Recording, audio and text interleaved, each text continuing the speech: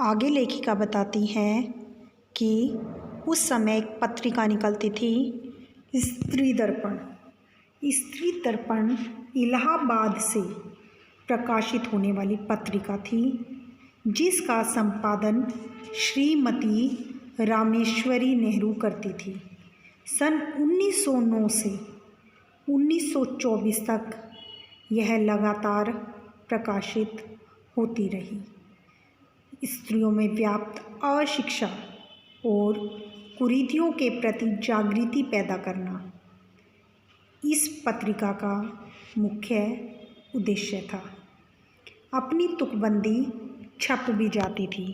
लेखिका बताती हैं कि जो तुकबंदी करके वे कविताएं लिखती थी, वे उनकी छप भी जाती थी। सुभद्रा कुमारी चौहान और महादेवी वर्मा की कविताएं। फिर यहाँ कवि सम्मेलन होने लगे। कहाँ पर कवि सम्मेलन होने लगे? इलाहाबाद में कवि सम्मेलन होने लगे। हिंदी का उस समय प्रचार प्रसार था। सन 1917 ईस्वी में कांग्रेस के नेतृत्व में हिंदी का खूब प्रचार प्रसार हो रहा था और उसी समय लेखिका भी यहाँ पर आई थी, क्रॉसवेड गर्ल्स कॉलेज में। उसके उपरांत यानी बाद में गांधी जी का सत्याग्रह आरंभ हो गया।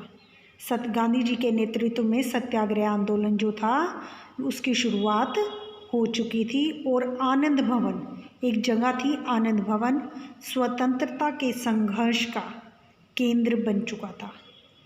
जहाँ तहाँ हिंदी का भी प्रचार चलता था, कवि सम्मेलन होते थे, तो क्रॉसवेड से मैडम हमको साथ लेकर जाती थी। क्रॉसवेड की जो गर्ल्स हॉस्टल की मैम थी, वे उन्हें अपने साथ लेकर कवि सम्मेलनों में जाया करती थी। हम कविता सुनाते थे, कविताएं सुनाते थे। कवि हरिओद जी अध्यक्ष होते थे। अयोध्या सिंह उपाध्याय हरिओद, हरिओद जी का पूरा नाम है, इन्हें हरिओद की उपाधि दी गई। अयोध्या सिंह उपाध्याय हरिओद जी कवि अध्यक्ष होते थे। कभी श्रीधर पाठक होते थे, कभी रत्नाकर जी होते थे, तो कभी कोई और होता था। जिनके नाम लिए गए हैं हरिओद जी, श्रीधर पाठक, कवि रत्नाकर, ये महान प्रसिद्ध लेखक और कवि हुए। कभी कोई होता था।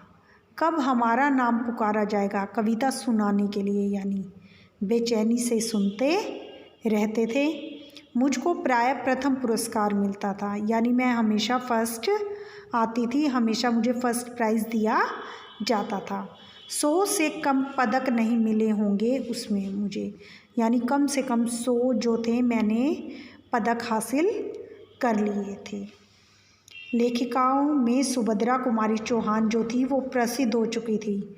महादेवी वर्मा भी अब मंचों पर स्थान प्राप्त करने लगी थी।